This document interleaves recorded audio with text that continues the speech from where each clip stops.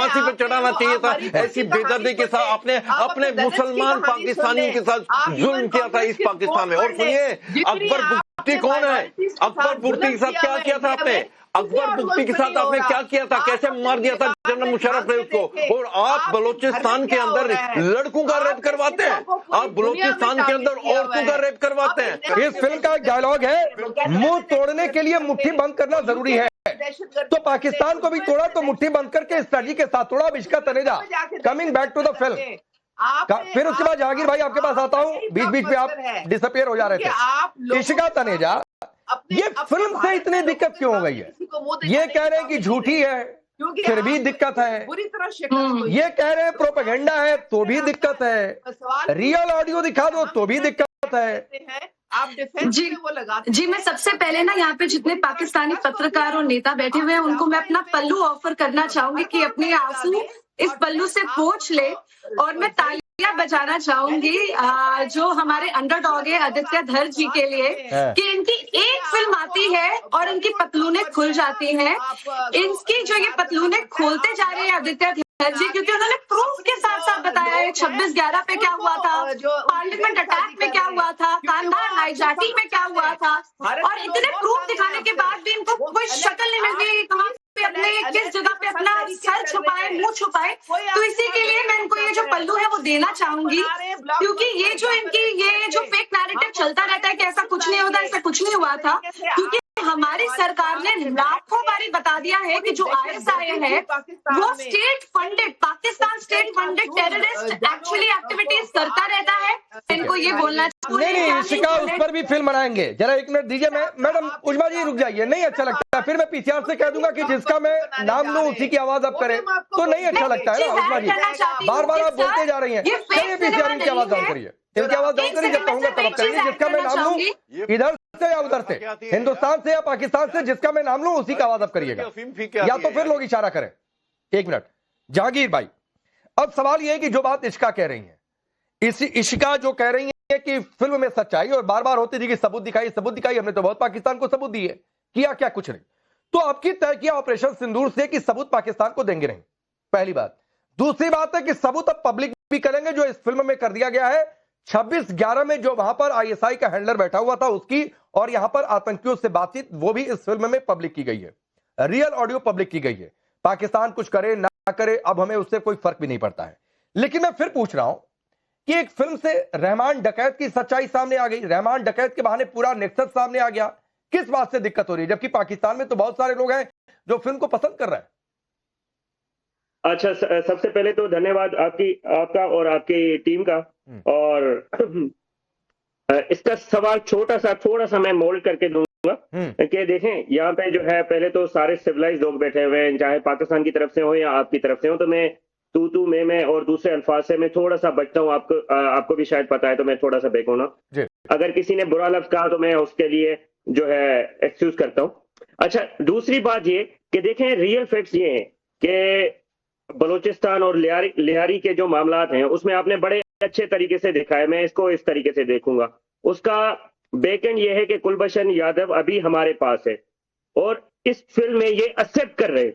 अगर फिल्म को एक दूसरे एंड से देखा जाए तो आप एक्सेप्ट कर रहे हैं कि जो बलूचिस्तान में इन्फिल्ट्रेशन हो रही है वो इंडिया की फॉरेन फंडिंग से हो रही है, ये तो एक्सेप्ट किया जा रहा है। मैडम भी इस चीज को करेंगी, और शायद जो भी प्रूडेंट माइंड आपके टीवी चैनल को देख रहे हैं या आपकी टीम में है वो इसको एक्सेप्ट करेंगे।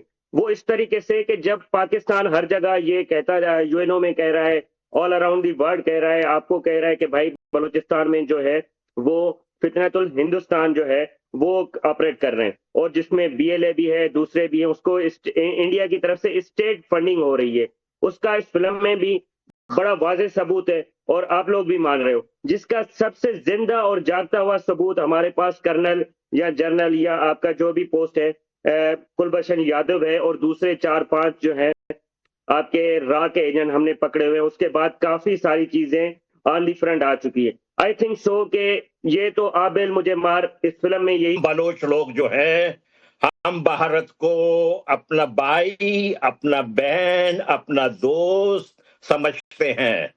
ये पंजाबी जिहादी मुसलमानों का क्या हक पहुंचता है क्योंकि आप कि ये लोग हमारे फॉरेन जमीन फंडेड है, पे आपका एक भाई बंदूकों के अगर हुकूमत साथ में होता है तो दूसरा ये हमारे होता है। जमीन पे बंदूकों के साथ क्यों आते हैं? क्योंकि ये आप लोगों अपने को मुल्क मुफ्त का के हाल खाने देख की लें, आदत पड़ गई अपने है। मुल्क का वो इस इन्होंने वजह क्या से हाल किया आप हुआ किसी है। आम बलों से वो ये आपको जो मुंह नहीं सैयद लगाता। आसिम मुनीर है, इन्होंने अपना मुल्क का मुंह काला किया हुआ है।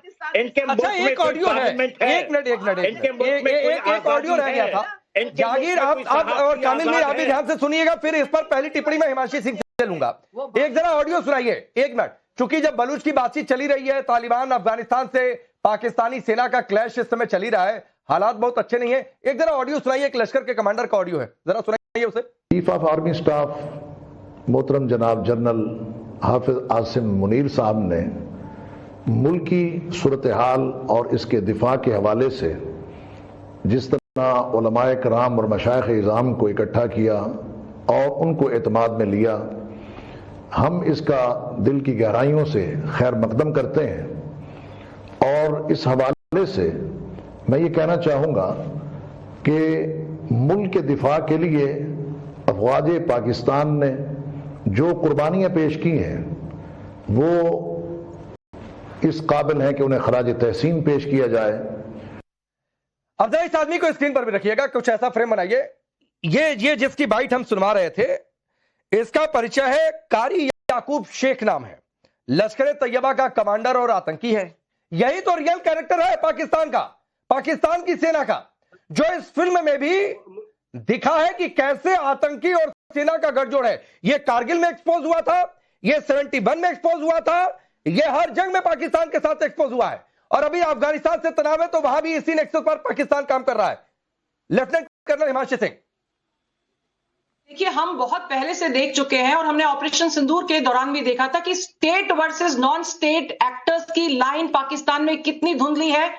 जब इनकी नमाज जनाजा में जो अजहर मसूद के जब फैमिली के लोग मरे थे तो उसमें इनके जनरल साहब ने जाके कलमे पढ़े थे।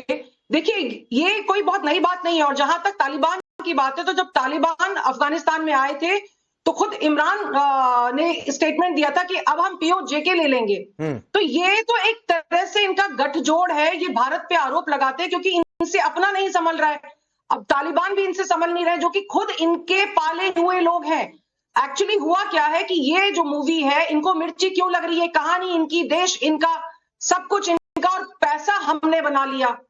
और ये मूवी एक तरीके से खौफ पैदा कर रही है कि इनको अब ये डर है कि अब ये जाके छुपे कहां, क्योंकि इनको ये लग रहा है कि भाई अब इनके जो रॉ के लोग हैं या जो भी भारतीय लोग हैं, वो इतना अंदर तक इनके गैंग्स में इन्फिल्ट्रेट कर चुके हैं कि अब इनको समझ में नहीं आ रहा है कि भरोसा किस पे करें। भारतीय रॉ हो चाहे कोई भी खुफिया एजेंसी हो, वो शोर नहीं करती है लेकिन वो रिजल्ट देती है। और इस रिजल्ट से इनको डर लगता है क्योंकि इनके यहाँ पर तो भाई जो लाइन ब्लर है वो ब्लर है ही, लेकिन हमारे यहाँ पे आइडियोलॉजी और लॉजिस्टिक्स में फर्क होता है। नहीं, और ये फर्क है हिमांशी सिंह, जो कहा गया, रोहित शेट्टी ने कहा है, ललित अंबरदार भाई, कि घुसकर मारने वाला सिनेमा है। ये कुछ समय पहले कहा गया था सर्जिकल एयर स्ट्राइक के समय की ये बदला हुआ हिंदुस्तान है, घुसकर मारता है। अब ये लोग कह रहे हैं घुसकर मारने वाला सिनेमा भी है, इसीलिए कहा जा रहा है ऐसे याकूब शेख टाइप के लोग रहेंगे तो घुसकर ही मारना पड़ेगा जो इन्फिल्ट्रेशन किया है। देखिए कितना वक्त बदल गया है। एक वक्त था जब बेनजीर भुट्टो और उसके मिनिस्टर थे, होम मिनिस्टर सिकंदर हयात ने तालिबान की याद किया था। तालिबान जब पाकिस्तान काबुल में पहली बार 90 के दशक में जब उन्हें काबुल पे कब्जा किया था तो पाकिस्तान की मस्जिदों से नारे लगे थे, हम जश्न काबुल मना चुके, चलो अब कश्मीर चले। और हालत ये है, दुल्हन दराइन के दोनों तरफ अल्लाह अकबर के नारे लग रहे हैं और तालिबान पाकिस्तान पर हमला कर रहा और पाकिस्तान तालिबान के ऊपर हमला कर रहा। और याद रखिएगा, हम जो कह रहे हैं, ये तो मिसेस क्लिंटन ने कितने साल पहले कहा था, अपने बगल के अंदर, अपने बगीचे के अंदर सांप पालोगे तो एक न एक दिन तुम्हें काटेंगे। और आज की तारीख में ये बताना चाहता हूं कि तालिबान ये लिख के ले लें, आज कल को बोलोगे हिंदुस्तान जिम्मेवार है, आपका पख्तूनवा सारा जो है ग्रेटर पश्तूनिस्तान में मिल जाएगा। और आपका तो कल आजाद होगा। आया, हम बीच में मानते गायब हो हैं गए थे, जहां तक हो सके नींद आ गई सरकार थी भी मदद कि करेगी। एक तो मुंह हम तोड़ने मदद के लिए करेगी। मुट्ठी बंद करना हम मदद जरूरी करेगी है। इनकी। कहते हो आतंकी सेना का कोई गठजोड़ नहीं है, एक लश्कर के आतंकी का वीडियो बाइट हमने सुनवाया कि तालिबान से लड़ेंगे पाकिस्तानी सेना के साथ मिलकर। फिर एक फिल्म का एक और डायलॉग है, पाकिस्तान में जो भी सियासत में टॉप तक पहुंचा गंदी हरकत करके ही पहुंचा। इमरान खान कह चुके हैं, आपके वर्तमान ख्वाजा आसिफ कह चुके हैं कि हमने अमेरिका के कहने पर आतंकियों को ट्रेंड किया, ये गंदी हरकत हमने की है। तो देखो फिल्म कितनी रियल है भाई। पहली बात सुन लें, आपने एक तो मूवी में एक चीज खुदा के लिए ठीक कर लें, खुदा के लिए मूवी बनाते, मैं आपकी पॉजिटिव बात कर रहा हूं, हम ऐसे अदाब नहीं करते हर टाइम, अदाब